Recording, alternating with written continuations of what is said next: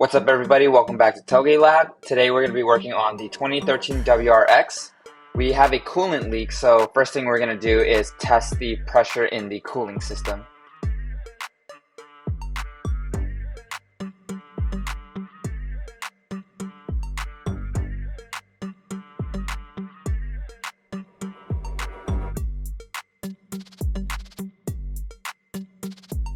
First, we're going to remove the radiator cap and replace this with an adapter cap that allows us to pressurize the system. This makes it easier to identify any leaks on the car.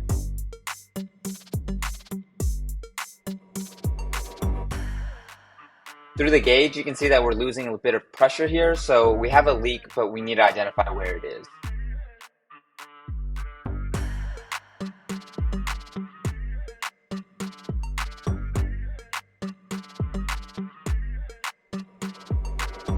First up here, we're going to remove the splash shield under the car. This is held on by two pop clips on each side of the fender, as well as two bolts in the front of the bumper and one bolt near the front subframe. Now it's a little bit hard to see here, but you can see a bit of blue residue on the thermostat housing, so I'm guessing this is where the leak is coming from.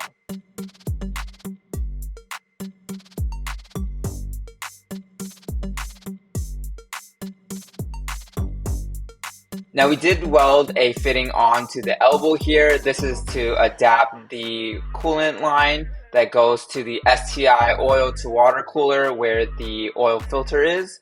And what we're assuming here is that when we welded this onto here, it did cause the elbow to deform from the heat.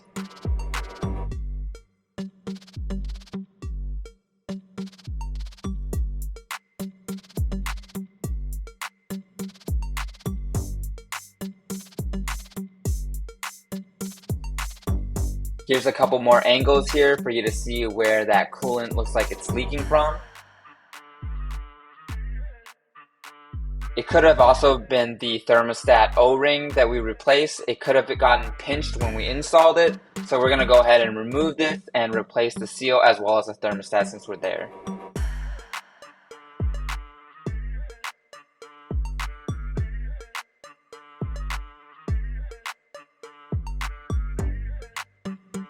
To make this process a lot less messy, we're going to drain the coolant from the radiator first.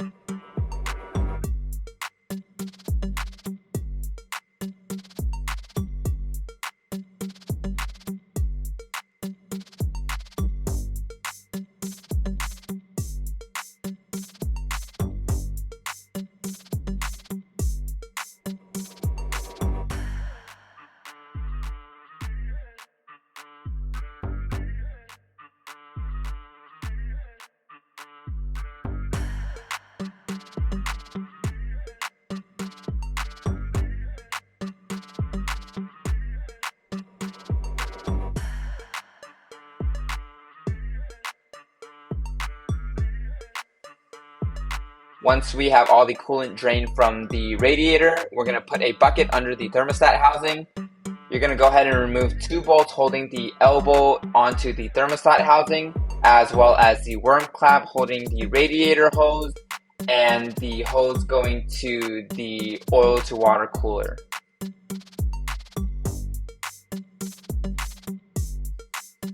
Again, the oil to water cooler is an addition that we added here. On all STI models, this will be built into your water pump and you won't need to do this step. Nor does this step apply to WRX owners, as you won't have this fitting welded onto your elbow. This was an aftermarket mod that we made.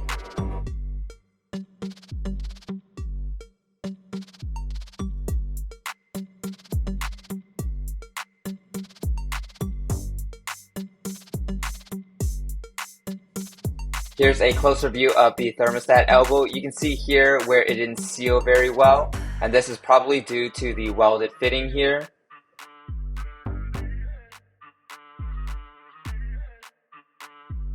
To fix the warping, we used a block and 400 grit sandpaper. You can see here that the mating surface is now flat and clean, and hopefully this will promote a better seal with the rubber gasket.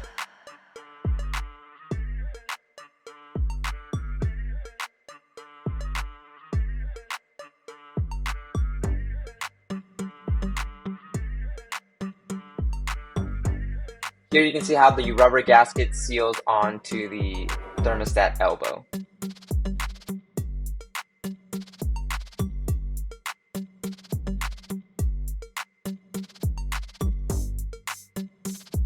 Now the next steps are pretty straightforward. We're just going to go ahead and install the new thermostat with the new O-ring, as well as the elbow that we just sanded flat. And then we're going to put on the worm clamp as well as the hoses connecting it to the radiator and the oil to water cooler.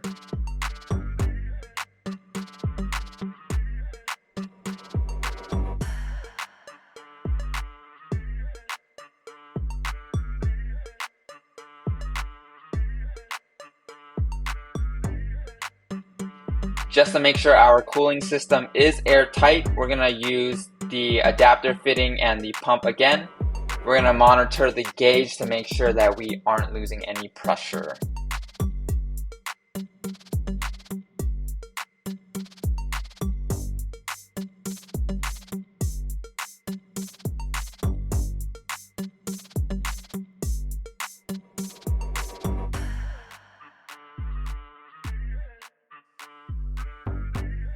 Alright, so the gauge looks like it's not moving, so that means we do have a good seal on the cooling system, so we're going to go ahead and bleed it.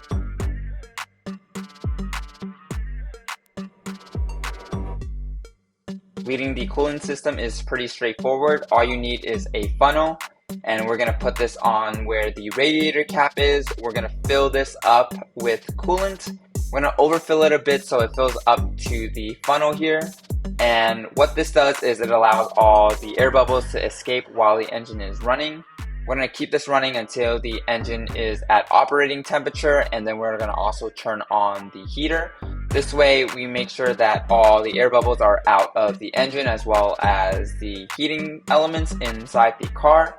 And this just makes sure that the thermostat is activating. For good measure, we're going to pressurize the system one more time and check for leaks. Once we've checked and there's no leaks, we are good to go to drive the car. This concludes our video on how to test for a coolant leak as well as replacing the thermostat and O-ring. Thank you for watching, and we'll see you on the next one.